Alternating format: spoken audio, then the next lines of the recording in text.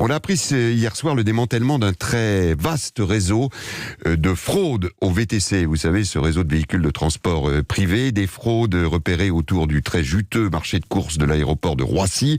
Fraude sociale et fiscale et qui, à l'arrivée, pouvait, Gladys Lafitte du service police-justice d'Europe 1, rapporter très gros.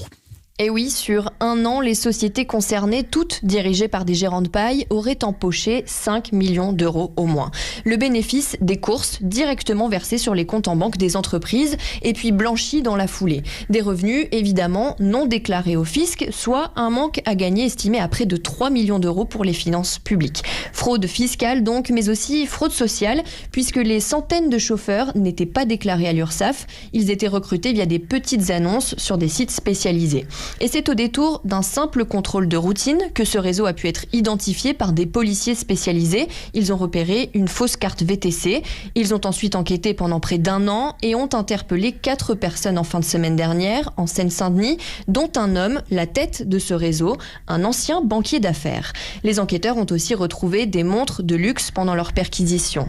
4 hommes donc seront jugés au mois de mai prochain pour blanchiment et travail dissimulé en bande organisée. Ils ont été placés sous contrôle judiciaire en attendant. Ils risquent chacun 10 ans de prison et 750 000 euros d'amende.